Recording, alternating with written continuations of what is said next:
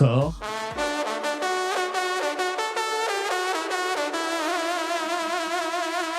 Accord. Accord.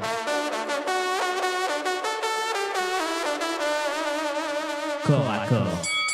Il est loin le temps de Jacques Chirac, qui restait 2 jours d'affilée au salon pour taper le cul des vaches, déguster les produits agricoles français. Eh bien, lui, Emmanuel Macron, a passé 13 heures au salon, mais c'était une toute autre ambiance, une ambiance de ras-le-bol. Samedi dernier, je vous propose de regarder quelques vidéos, histoire de se remettre dans l'ambiance avant de donner la parole à mes 2 invités, Patrick Legras et Philippe Murer. Regardez d'abord le premier Macron d'émission crié par les agriculteurs et la foule devant. C'était à l'extérieur des portes du salon. Regardez ça.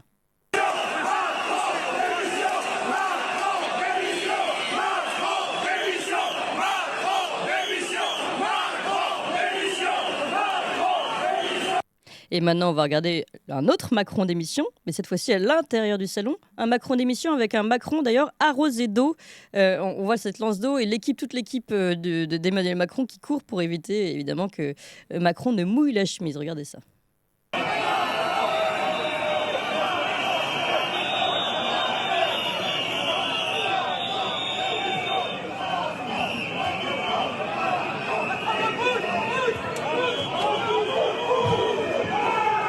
Voilà, bougez. Bon. Et la dernière, Emmanuel Macron au Salon de l'Agriculture, toujours, qui dénonce, alors lui, réponse d'Emmanuel Macron, qui dénonce les agriculteurs, selon lui, qui font le jeu du Rassemblement national, ça évidemment, c'était l'excuse qu'il fallait sortir, qui est selon lui d'ailleurs le parti du Frexit, ça on va y revenir aussi, le FN, parti du Frexit, c'est pas tout à fait exact, et qui dit que sans Europe, il n'y a pas d'agriculture. On va revenir aussi évidemment sur ce sujet. Écoutez cet extrait. J'ai pris des engagements, j'ai donné des rendez-vous. Après, on va être francs entre nous. Vous avez des gens qui sont venus juste avec l'idée que je ne puisse pas rentrer, c'est raté. Vous avez des gens qui sont là avec un projet politique, c'est de servir le Rassemblement national, de faire demain ou après-demain une haie d'honneur pour les dirigeants du Front National. Mais bien sûr. Et de mener une campagne politique. L'agriculture française, elle mérite mieux que de la mauvaise politique. Et elle mérite mieux que leur projet de décroissance et de bêtise qui consiste à expliquer aux gens que la solution, ce serait de sortir de l'Europe. Le Rassemblement national, c'est le parti du Frexit, de la sortie de l'euro. Maintenant, c'est les transformistes du Frexit. Je vais vous dire, s'il n'y a pas d'Europe, il n'y a pas d'agriculture. C'est ça la réalité. Oui, s'il n'y a pas d'Europe, il n'y a pas d'agriculture. C'est évidemment pas l'impression des agriculteurs, parce qu'on a vu que les stands Lactalis ou même les stands de l'Union européenne ont été renversés pendant ce salon. Et enfin, une dernière annonce du président, et puis je vais donner la parole à mes invités pour clôturer le tout. Lundi, dit-il, j'ai réuni quelques dizaines de responsables européens et internationaux pour augmenter l'aide à l'Ukraine. C'était vraiment ce qu'on demandait au salon. Voilà, eh bien, je suis très très heureuse de recevoir aujourd'hui Patrick Legras. Bonjour Patrick Legras. Agriculteur et membre de la coordination rurale. Alors, on a un problème sur le retour du casque de Patrick Legras, je le dis tout de suite à notre réalisateur. Et nous sommes également avec Philippe Murer, économiste, spécialiste des questions de l'énergie et auteur notamment de Sortir du capitalisme du désastre aux éditions Jean-Cyril Godefroy. Bonjour à vous Philippe Murer. Bonjour à vous Clémence et bonjour à Patrick Legras. Bonjour. Merci beaucoup. On va commencer par vous donner la parole, Patrick Legras. Merci d'être avec nous. Le week-end a été mouvementé. Je tiens à préciser que nous sommes de tout cœur avec les agriculteurs et notamment avec la coordination rurale. Et nous avons vu vos actions. Est-ce que vous pouvez nous raconter un peu ce qui s'est passé ? Au final, on a eu l'impression en tout cas que la coordination rurale avait été sortie manu militari du salon. Est-ce que vous pouvez nous raconter un peu les événements du salon avant qu'on rentre dans le fond ? Le samedi matin, j'étais moi-même dans le hall 1 puisqu'on est arrivé à 7h pour les organisations, pour tout ce qui était organisation, je dirais générale, personnelle, badge. Donc on s'est retrouvés dans l'entrée du hall 1 puisque ma présidente et secrétaire général, M. Converse, donc et Mme Le Floch, qui étaient invités à cet un peu, je dirais, déjeuner.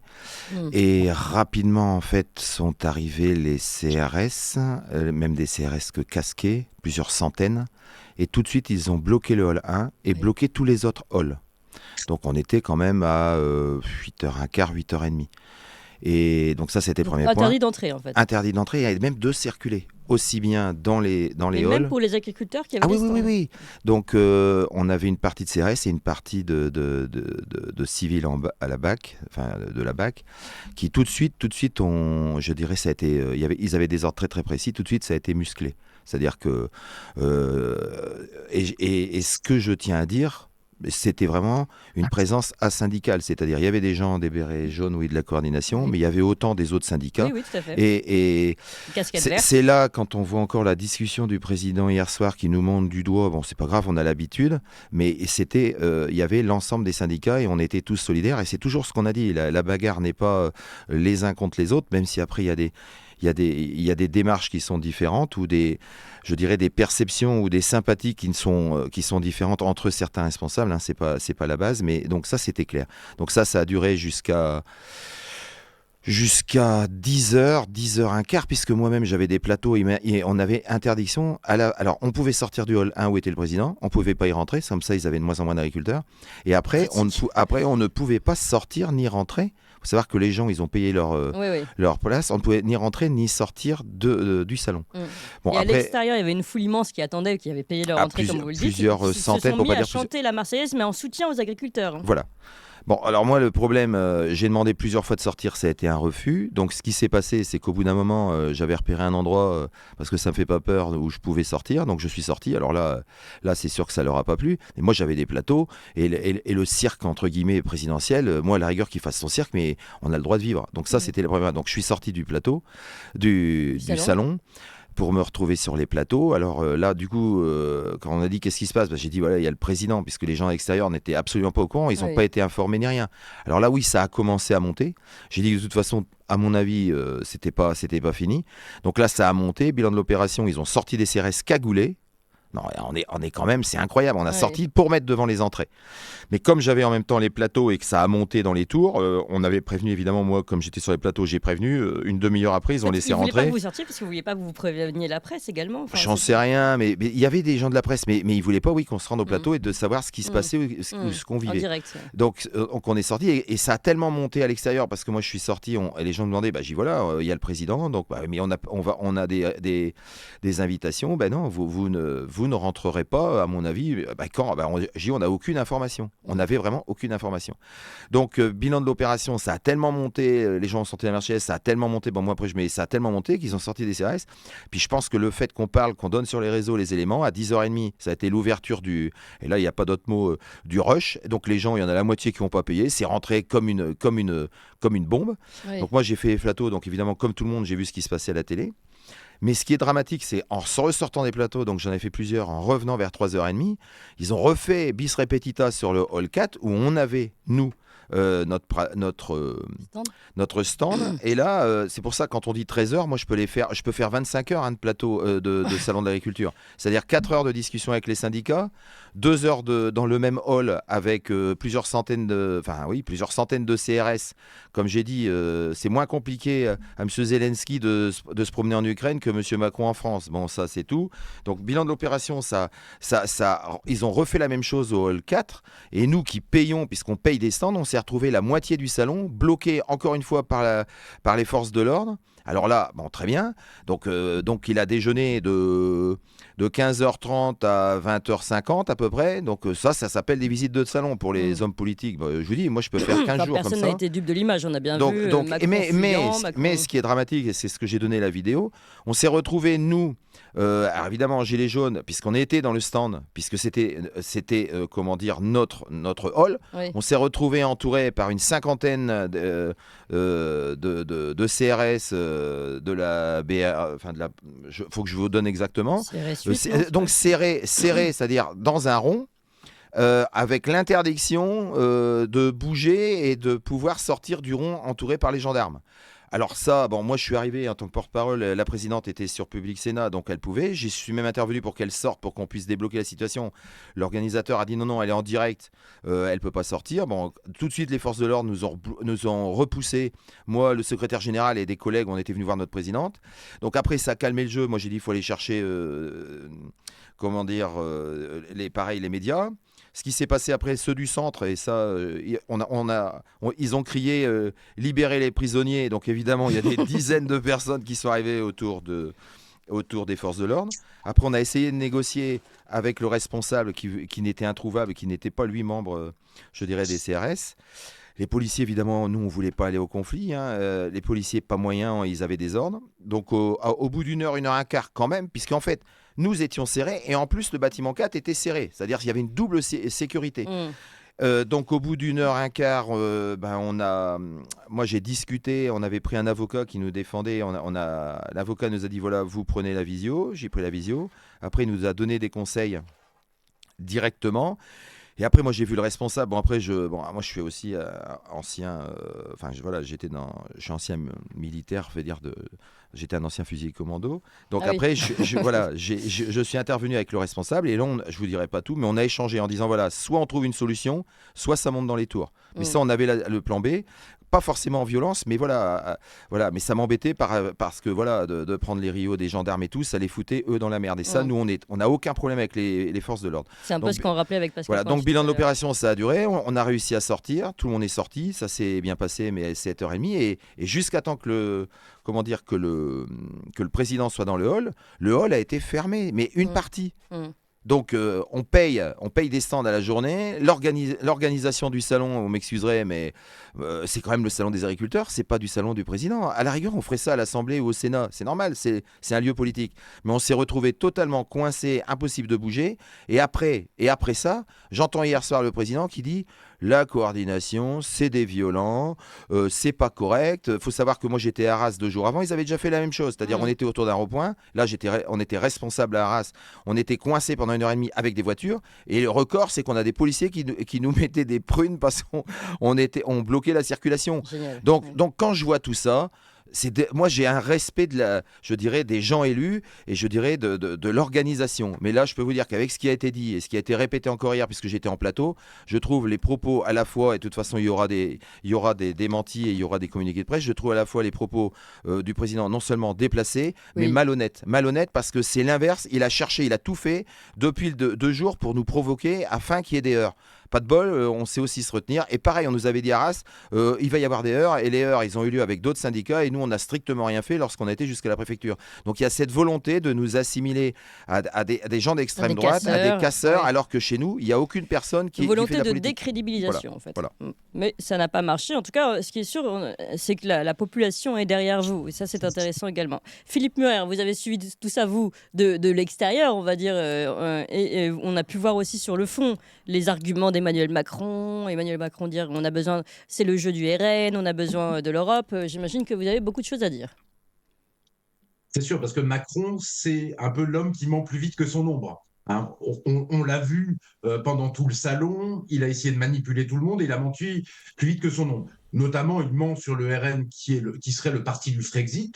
Alors pourquoi dit-il ça? C'est pour manipuler l'opinion publique.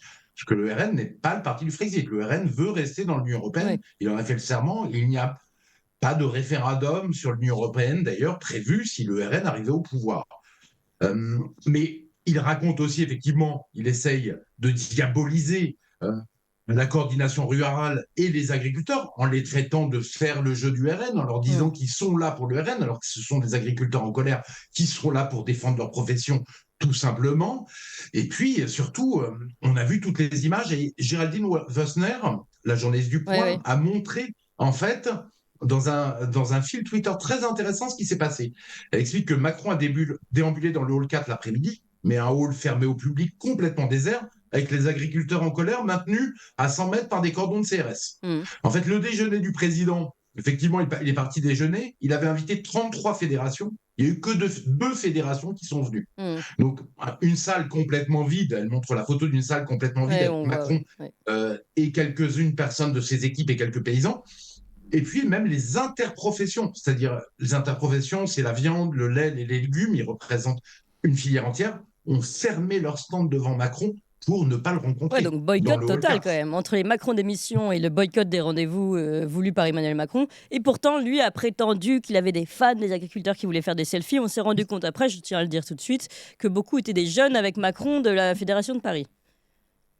C'est clair. Mais Macron, c'est le maître de l'illusion qui n'arrive même plus à faire illusion. On le voit, tout est mensonge, tout est un écran Potemkin. Et pour finir par Gabriel Attal, absolument ridicule qui vient au salon de l'agriculture, mais quand le salon de l'agriculture est fermé. Fermé. Et donc, il vient déjeuner, dîner avec différentes personnes qui représentent le salon, mais quand tout est fermé, qu'il n'y a plus de public, il arrive à 20h, alors que le salon ferme à 19h. Donc, c'est vraiment une politique Potemkin. Et c'est un théâtre ridicule, hein, la politique française. C'est un théâtre absolument ridicule. Il faut juste prendre des lois françaises pour sauver les paysans français. Tout le problème, c'est qu'on ne peut pas le faire dans l'Union européenne qui a la main sur la politique agricole commune, qui a la main sur les traités de libre-échange et qui a la main sur les normes. Donc on se retrouve dans ce théâtre ridicule et c'est assez triste pour nous Français parce que ce sont complètement dépossédés de notre avenir, dépossédés de notre capacité de décider et de nous sortir cette crise, hein, et de cette crise agricole, et de sortir les agriculteurs de cette crise agricole. Voilà la vraie problématique. Alors évidemment, c'est le cœur du sujet parce que à travers ce qui s'est passé, tout simplement, c'était la colère qu'on pouvait voir au salon de l'agriculture, une colère qui de toute façon existe depuis longtemps. Et puis nous qui suivons l'affaire, on sait que la crise des agriculteurs n'a même pas commencé cette année, ça fait 10, 20 ans que ça dure et qu'il faut vraiment faire avancer les choses. Et justement, on est arrivé à un moment, à un stade, je pense, où les agriculteurs sont à bout. En fait, ils disent, soit vous, on change vraiment les choses, soit on meurt. En fait, voilà ce qui se passe. Et vous parlez de théâtre ridicule, donc voilà, on était dans l'illusion de ce salon de l'agriculture. Et à côté de ça, quel est le fond Quel est le fond, Patrick Legras, de la coordination rurale finalement? Que réclamez-vous aujourd'hui? Aujourd'hui, pour recadrer un peu, ça fait un mois que les discussions ont démarré. Nous avions 5 à 6 revendications fortes et M. Fesneau a dit que par rapport à la FNSEA qui en avait 120, nous, il ne comprenait pas bien ce qu'on cherchait, que c'était très succinct et qu'il ne Trop comprenait simple pas. en fait. Voilà, bon, ça c'était le discours d'il y a 15 jours. Oui. Donc moi, si je suis le feuilleton, parce que c'est un peu comme Dallas là, si je suis le feuilleton, on m'avait dit que M. Attal avait dit qu'il y avait 62 mesures ou simplifications, Oui, simplification, qui avaient été acceptées dans la feuille de route de la FNSEA. Donc c'était bien, mais nous on est toujours restés sur nos simples revendications. Et aujourd'hui, Alors c'est quoi vos simples revendications? aujourd'hui, la première chose, c'est les aides de trésorerie qui ne coûtent à personne. C'est uniquement une décision à prendre, c'est-à-dire une aide. Quand je dis une aide, c'est vraiment passagère pour aller jusqu'aux nouvelles organisations, aux nouvelles résolutions qui, elles, d'après le ministre et d'après le président, prennent du temps. C'est-à-dire qu'il faut à tout prix donner de l'air pour que les gens puissent aller jusqu'à la prochaine récolte. Parce qu'aujourd'hui, lorsqu'ils nous parlent que 2020 ou 2021, ça va bien, c'est qu'on a une augmentation des prix parallèle avec une augmentation des charges. C'est-à-dire on a une augmentation du prix qui a été multipliée par 2 avec des charges qui ont été multipliées par 4. Donc déjà, c'était compliqué, mais on était dans l'augmentation, ça allait. Sauf que là, les charges, ils ont un peu blessé. Mais le prix s'est effondré, c'est-à-dire on est à des prix moins élevés qu'il y a 5 ans. On est arrivé à 170 € du blé. Pourquoi? Parce qu'en Ukraine, on vend du blé à 110 €. Et hier, on a reçu le président agricole de la commission, le président de la commission agricole, donc le ministre de l'Agriculture européenne, qui est un Polonais. J'ai du mal à prononcer son nom parce que c'est assez compliqué. Il est là depuis 20 ans. Il nous a bien expliqué l'inverse de ce que me dit M. Attal ou de ce que nous dit M. Attal et M. le président de la République. C'est-à-dire qu'il nous a dit que l'Ukraine, géostratégiquement, il fallait la rentrer dans l'Europe. Donc ça, c'est clair, net et précis. Et puis aujourd'hui, je n'ai pas les chiffres exacts, mais en fait, pour faire clair, avant l'Europe, c'était 16% des exportations ukrainiennes. Maintenant, c'est 52%. Donc il faut qu'ils vivent, il faut qu'on les soutienne. Moi, j'ai rien contre la coordination n'a rien contre le fait de soutenir l'Ukraine, mais pas avec les produits agricoles. C'est-à-dire qu'aujourd'hui, à 160, 170 € avec les charges qu'on a, il n'y a aucun céréalier qui va gagner d'argent avec son blé, mais à 100 balles ou à 110 balles, tout le monde crève. Oui. Tout le monde crève. Non, mais sans parler du fait, parce qu'on dit pour soutenir l'Ukraine, mais on ne soutient pas l'Ukraine, on soutient les grandes multinationales ukrainiennes qui sont, pour le poulet par exemple, détenues par des Américains, qui sont même pas... Tout à fait, mais je préfère que ce soit vous qui le disiez, mais c'est tout à fait ça. Non, mais on a fait je vous renvoie au sujet, on en a fait plusieurs sur le sujet, et évidemment c'est absolument scandaleux, et on n'est pas les seuls journalistes d'ailleurs à en parler. Mais ça c'est l'Ukraine, donc on voit bien la volonté, oui, intégrer l'Ukraine, et sans même qu'elle fasse partie de l'Union européenne, ces accords de libre-échange qui font que finalement, enfin, ces accords même privilégiés pour l'Ukraine, elle n'a même pas à remplir les cahiers des charges habituels, etc., font que rupture totale de concurrence, de concurrence déloyale. Gros sujet, mais avant même l'Ukraine, on avait déjà des problématiques, puisque déjà l'Europe en soi n'a pas les mêmes cahiers des charges partout, et les prix rabaissés de la Pologne, par exemple, ou de l'Allemagne sur la viande peuvent arriver en France en cassant les prix. Et puis ne parlons pas encore des accords accords avec ces pays comme la Nouvelle-Zélande, etc. Donc là, Mais on tue complètement l'agriculture on est dans française. un mensonge permanent lorsqu'il dit qu'il va arrêter la réforme des produits Oui, phytosanitaires. Là, depuis 3 semaines, on est encore en train d'en supprimer 3 ou 4 des produits fondamentaux, aussi bien pour les céréales que les endives. Donc on continue. Donc pourquoi? Alors ce qu'il aime pas, c'est qu'on lui dise qu'il faut arrêter de nous prendre pour... Lui, il a dit des lapins de 6 semaines, moi je dirais même 3 semaines, vous voyez? Parce que c'est exactement ça. C'est-à-dire, Monsieur le Président s'énerve parce qu'on ne dit pas amen à son discours qui est totalement hors sol. Mais s'il a un c'est le mot. interlocuteur qui était Monsieur Rousseau, qui vulgairement gobait ses paroles, on en est content pour Monsieur Le le patron de la Président, FNSEA, ouais. mais en aucun cas, quel que soit, et là je parle bien de façon asyndicale, l'ensemble des agriculteurs ne sont pas naïfs. Hier, j'étais sur un plateau de personnes de la Confédération paysanne, c'est pareil. On était totalement d'accord sur le fait qu'il fallait des prix où les gens puissent vivre, ça c'est la base, même si C'est on la a base. d'autres grosses différences.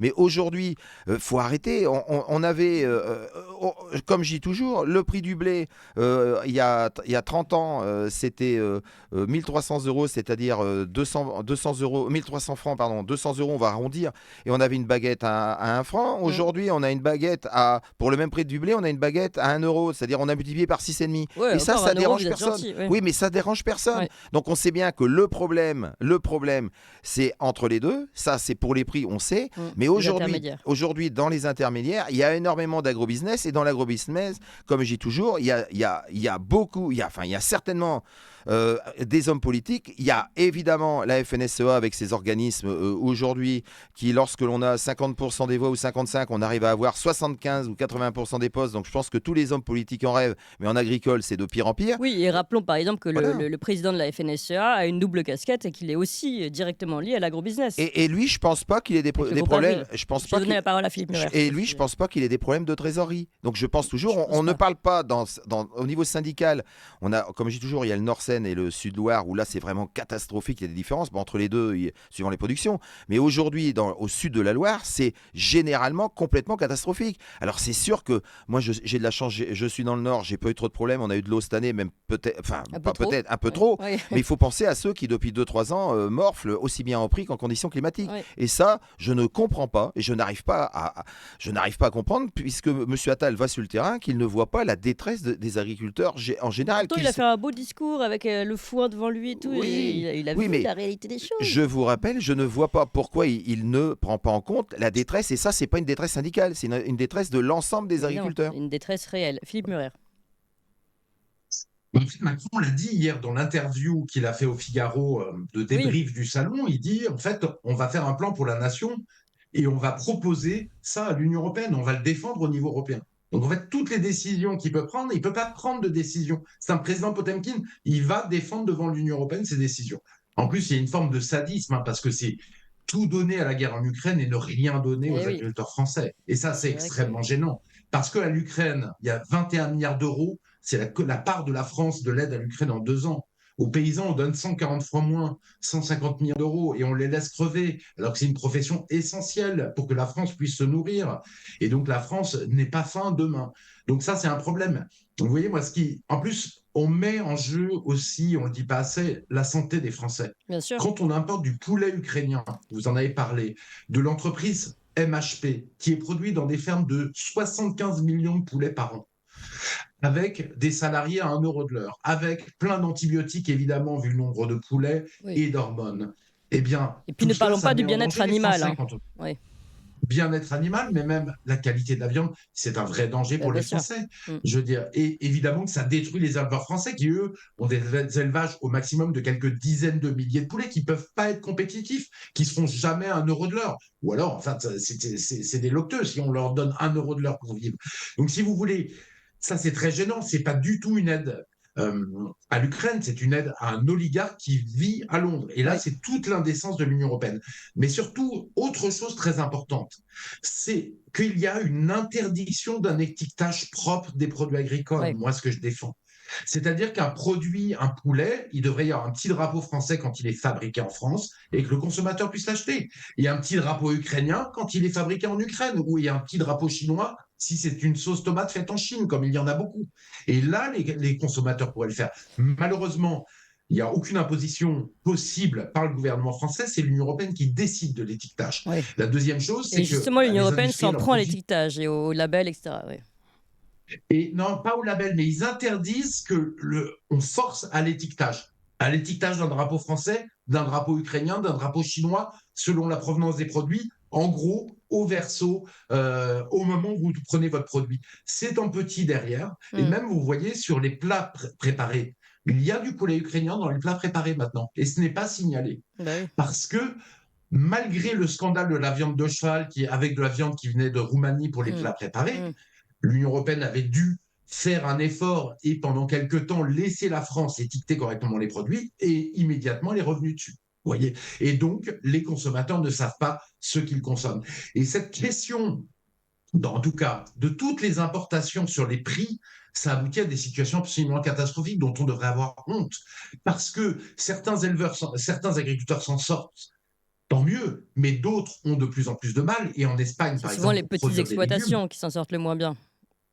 exactement, où les produits, il y a énormément de concurrence. Et en Espagne, on arrive à, dans le sud de l'Espagne, 60 villages de migrants, qui sont des clandestins principalement, payés 5 € de l'heure, parfois sans eau potable, et tout ça pour servir l'agriculture espagnole, le maraîchage espagnol, et pour mettre des prix bas. Ouais. Et vous comprenez qu'à partir du moment où l'Espagne le fait, en fait, ça force d'une certaine manière les Bien sûr. agriculteurs français à le faire Ouais. pour être compétitifs. Donc on est dans une spirale de D'ailleurs, mort Philippe vers Murer, restons vers des juste sur ce conditions de plus en sujet. plus mauvaises. Oui, bien sûr, c'est très intéressant. Restons sur ce sujet, puisqu'on a entendu comme proposition, j'allais dire comme par hasard, arriver cette idée que l'agriculture étant un métier en tension, vous savez, c'était une de ces nouvelles qualités pour pouvoir offrir aux migrants rentrés illégalement sur le territoire des papiers, vous savez, sous le prétexte de la loi des Bien sûr. illégaux Alors, sous c'est pas un tension. métier en tension, c'est un métier où on vire des agriculteurs. Vous voyez bien Ouais. le mensonge du macronisme. Les agriculteurs sont virés parce que ils n'arrivent plus à vivre, donc c'est exactement l'inverse.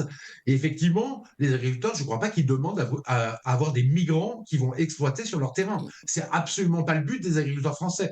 Mais on leur propose cette solution qui est une solution totalement foireuse et inhumaine, et absurde en plus contre Oui, la inhumaine volonté aussi des pour les agriculteurs. immigrants qui sont traités comme des esclaves modernes, hein, qui vont être payés moins que rien, etc. Exactement. Ouais. Dans ces villages d'Espagne, il faut bien voir que certains n'avaient même pas d'eau potable pour aller travailler par 45 degrés. En fait, ils avaient de l'eau de mauvaise qualité, de l'eau agricole, en fait, qui est une eau qui est pas faite pour la consommation humaine, mais pour Oui. arroser les sols. Donc, l'Union européenne fait absolument des choses atroces. Avec cette concurrence folle, il faut relâcher la concurrence. Il faut qu'il y ait un peu moins de concurrence pour que chacun puisse vivre et qu'on puisse avoir les pratiques les meilleures Oui.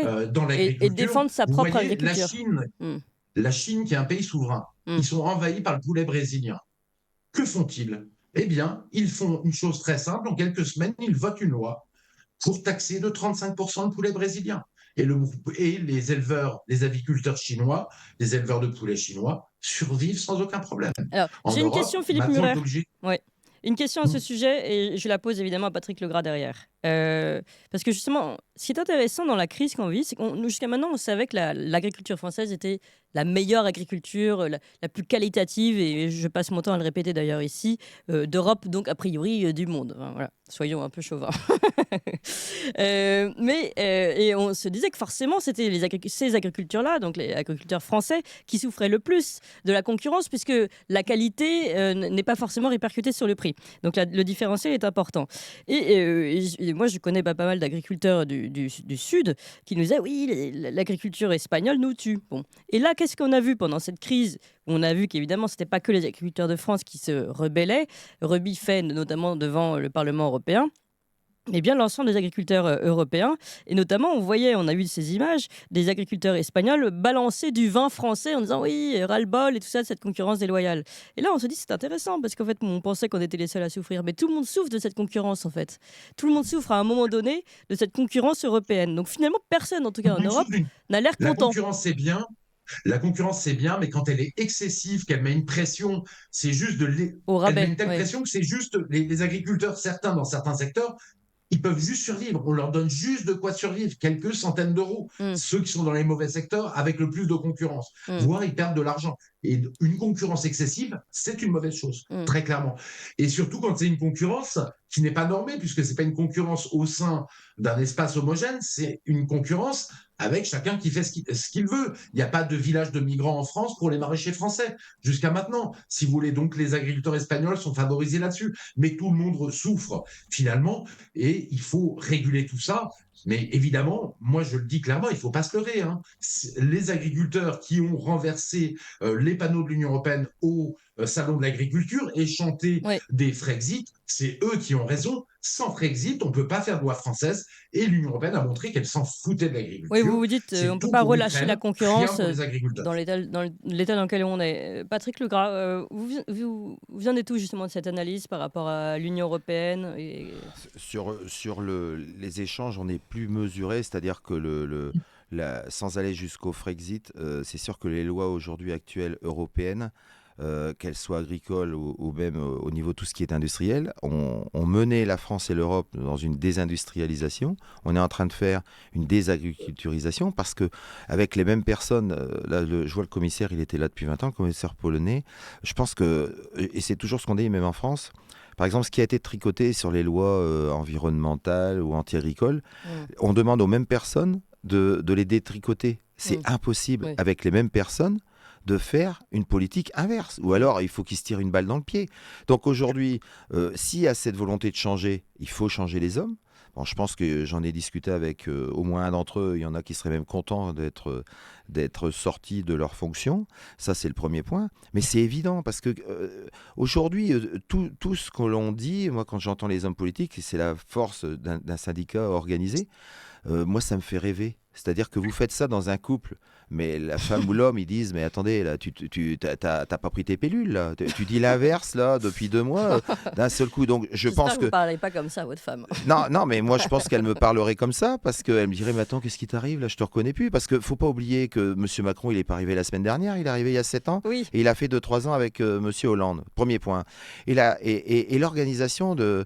Si vous regardez, parce que je regarde aussi de temps en temps, quand je rentre chez moi, en ce moment, c'est rare, mais je regarde aussi l'actualité. Quand j'ai vu une émission de télé, on a dit, Monsieur Hollande a dit qu'il allait simplifier le système, Monsieur Chirac a dit qu'il allait simplifier, Monsieur Mitterrand, c'est-à-dire que les vœux pieux, mais comme on dit, il y a de plus en plus de gens qui vivent de la réglementation, il y en a de moins en moins qui vivent du travail. Exactement. Et ceux qui vivent du travail, eh ben, on les taxe tellement et on les emmerde tellement que s'ils peuvent trouver un boulot en dehors du travail, on va dire manuel, eh ben, ils se barrent.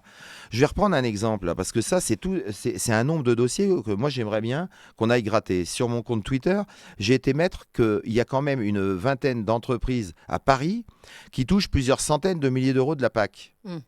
C'est pas la coordination, monsieur Macron, je le dis, ou monsieur Fesneau, c'est pas la coordination qui a donné cet argent à ces organismes, qui sont des écoles, des industries agroalimentaires, je dirais des administrations. Mais comment ça se fait? Alors eux, là, avec la nouvelle loi, là, comment ils vont faire pour mettre les 4% de jachère? Comment ils vont faire pour mettre des normes de moindre traitement? Et ça, à chaque fois qu'on aborde cela sur des plateaux, il n'y a personne qui veut non seulement y répondre, mais qui en fait allusion. Aujourd'hui, quand on nous baratine depuis des années, fermez là les agriculteurs, vous touchez 8 milliards d'euros. Ben moi, je vais vous dire quelque chose, puisque je suis, moi, agriculteur, et j'en vis. Et ben, en 7 ans, ce qu'on appelle les primes PAC, qu'on n'en voulait pas, hein, parce que nous, on veut des prix, pas des primes. Les dons, je vais dire, de la PAC, puisque maintenant, quand on écoute, on dit, vous avez de la chance, on vous donne de l'argent. Oui. Non, mais il faut quand même être gonflé. Et ben, les primes de la PAC, ils ont exactement été divisés par 2 en 7 ans. Et je comprends pas, le montant, il est toujours le même. Donc, il faut m'expliquer. Alors, j'ai rien contre le fait qu'il y ait des associations pour les animaux, pour tout ça, mais qui en ont, moi, ça me dérange pas. Mais qu'on les prenne sur les salaires des sénateurs et des députés, mais pas sur les agriculteurs. Voilà, c'est très simple. Oui. Des prix, pas des primes, c'est ce que vous demandez, c'est le fond du sujet. C'est là où vous vous retrouvez avec la majorité des agriculteurs, finalement. On veut juste être payé au juste prix. On ne veut pas être une charge à la société. On est là pour nourrir les gens de façon dignement et on n'est pas là pour dire on va vous aider. Qu'il y ait des passages compliqués ou qu'il y ait des contre-propositions en disant ben là, vous allez perdre ça, et ben allez, on va, le temps qu'on trouve une solution, vous donnez ça. Ça n'arrive jamais. Systématiquement, on vous dit taisez-vous, on va vous subventionner, taisez-vous, on va avoir des aides, taisez-vous, on va vous aider, mais c'est pas ce qu'on heureux. Mais voilà, et donc fermez-la, puisqu'on vous paye, vous la fermez. Il faut savoir que ça n'a jamais été, et ça fait des années qu'on dit toujours que ça va aller mieux.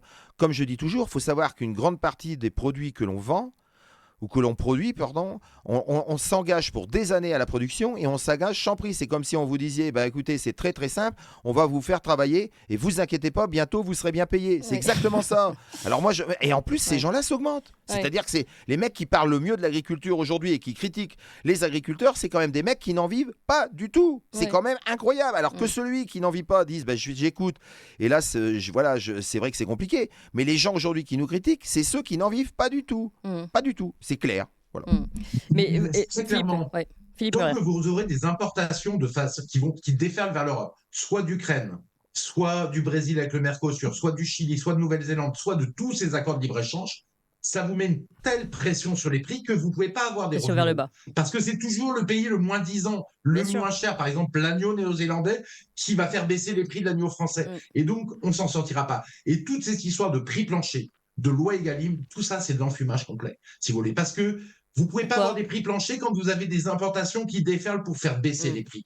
Je veux dire, tout ça, c'est de l'enfumage. Et la loi Egalim, il faut bien comprendre qu'en France, Macron l'a lancée en 2018, qu'il l'a revue 4 fois parce que ça ne marche jamais. Et le Egalim européen, ça ne marchera pas. Je crois qu'on a vu que c'était appliqué à 2%, 3%. Quand vous avez une pression énorme sur les prix par le moins disant, le moins cher de la planète sur le prix vers les produits européens, eh bien à ce moment-là, forcément, les prix baissent. Vous pouvez faire ce que vous voulez. Il y a toujours des mécanismes qui vont permettre aux industriels, aux grandes surfaces d'acheter moins cher. Oui, mais concrètement, on fait quoi là concrètement demain pour sauver les agriculteurs, Patrick Legras et tous les agriculteurs français? Vous dites Frexit, mais ça ne va pas être fait. C'est pas au salon de l'agriculture, c'est pas en France.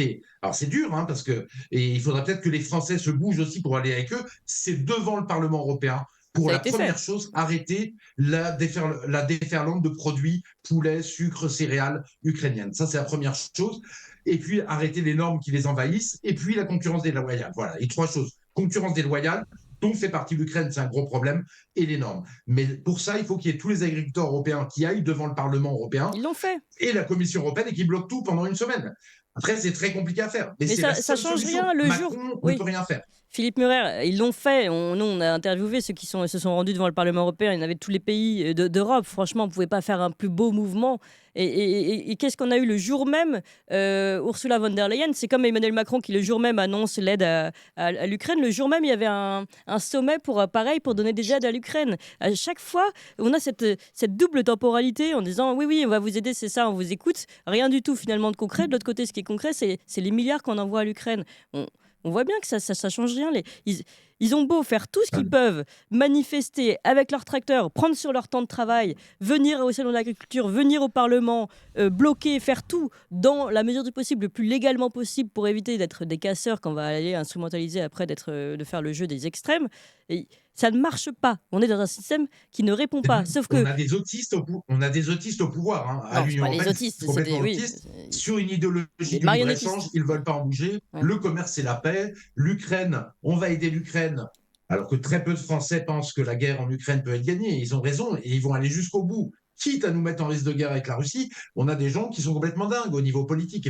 Effectivement, parce qu'ils sont partis dans une dérive idéologique, que ce soit les Macron, les Ursula von der Leyen et tous les partis politiques en général en Europe. Et effectivement, on a un vrai problème, mais la seule chose qui peut fonctionner, c'est l'épreuve de force jusqu'à leur faire trop mal. Mais je suis d'accord que c'est extrêmement c'est pas facile pour les agriculteurs. Ou alors, c'est voter Frexit. Je veux dire, voter Frexit, là, on peut faire toutes les lois françaises pour sortir l'agriculture française. Oui, mais pour le moment, on ne peut pas voter Frexit. Vous voulez voter pour qui ? Ça, c'est tout le problème avec la trahison de Marine Le Pen sur le Frexit, c'est sûr. Alors, Patrick Legras. On arrive à la fin. Voilà, je pense qu'aujourd'hui, le message et la discussion qu'on a en interne depuis longtemps avec la coordination rurale, parce que la coordination rurale a démarré avec M. Legnaud en 92, donc exactement au démarrage de la PAC. Nous, la démarche aujourd'hui, en tant que porte-parole, je me fais comme beaucoup attaquer, mais on essaye, on voit, on se déplace. Nous-mêmes, on a été à Bruxelles et on a été une journée. On a échangé avec différents groupes politiques. On a été aussi à Strasbourg. Et évidemment, on est un peu plus connu avec les plateaux. Il y a des gens qui vous interpellent. Donc, il y a les gens chez qui on va voir. Il y a des gens qui vous interpellent. Donc, ce qui est bien, parce que ça donne un peu comme il y a un peu un échange, je dirais, généraliste et aussi incongru qui peut apporter des choses. Ce qui est clair aujourd'hui, c'est qu'on va être obligé, et c'est pour ça que le 4 juin, on a une grosse manifestation avec les problèmes que cela comporte, c'est-à-dire les différences d'opinion, avec peut-être plus comme on peut être critiqué, des gens évident qu'on n'est pas tous d'accord, mais on a le 4 juin une très grosse manifestation qui va se faire avec l'ensemble des agriculteurs européens, où on a discuté en fait à l'époque, puisque j'étais avec à l'époque ma présidente il y a 3 semaines, et en fait au lieu de faire, on voulait faire une grosse manif juste avant les élections dans tous les pays. Puis on a dit, nous Français, parce qu'on en a marre d'emmerder aussi nos concitoyens, on essaye, on l'a vu, parfois on nous a dit ouais, vous allez à Chambord, vous allez... Bah oui, on essaye de faire des manifs aujourd'hui qui emmerdent, qui n'emmerdent le minimum les gens qui travaillent, parce que celui qui travaille, qui voit des agriculteurs l'emmerder, nous c'est pas ce qu'on souhaite. Donc aujourd'hui on va avoir une très grosse manifestation le 4 juin, donc juste avant les élections européennes, avec sur Bruxelles uniquement, c'est-à-dire on va tous se mettre sur Bruxelles au lieu de le faire dans chacun de notre pays. Donc on ne sait pas ce que ça va faire. Voyez, mais ça va être ce qui a été fait, ça va être énorme, parce que ça va monter tout doucement en pression. Ça, on va voir qui peut venir, et on va échanger. Et on est en train de faire une genre d'association, parce que tout ça, ça coûte de l'argent, qui est sur la base où on a échangé, puisqu'il y a eu des farmers en Allemagne, il y a des farmers en Hollande. On va essayer de faire. On est en train de monter ou de réfléchir, dire pourquoi pas faire des farmers, mais pas forcément uniquement franco-français, mais dire un groupe farmers européen. Aujourd'hui, il n'y a pas d'institution, il n'y a pas de chef, il n'y a pas tout ce qu'on veut. Mais on est en train. Pourquoi ? Parce qu'aujourd'hui, ceux qui devraient nous défendre, c'est toujours pareil. Hein. C'est le COPA-COGECA. Le COPA-COGECA, qui est aujourd'hui la structure où Madame Christiane Lambert, que j'ai vue hier, elle est aujourd'hui présidente de l'ensemble des syndicats agricoles européens, qui vient de la France, qui est très très bien au courant de nos problèmes. Et quand je vois que là, depuis 3 jours, elle n'a jamais mis autant de tweets là, et qu'elle dit que rien ne va bien, mais c'est comme on dit toujours pour un gamin, c'est bien mon petit enfant, tu as bien compris le système. Maintenant, il va falloir que tu demandes à la maîtresse de t'expliquer ce qu'il faut faire. Mais nous, la maîtresse, elle ne comprend déjà pas. Et le problème, c'est qu'elle est proche de la retraite. Donc, si on met des gens qui ne comprennent pas et qui s'étonnent à plus de 60 ans, pareil, je pense qu'il faut les changer. Et ce problème aujourd'hui, c'est la mauvaise foi, parce que je pense, c'est un peu comme les politiques, c'est la mauvaise foi. Parce que d'avoir pondu, moi j'ai connu Madame Lambert avec son réseau phare, et ça, j'ai encore vu hier un politique, il dit c'est quoi le réseau phare ? Vous prenez réseau phare FA2RE, puis vous allez voir ce qui a été dit il y a 30 ans, vous allez voir qui la soutenait. Le système est pareil, le système n'a pas changé.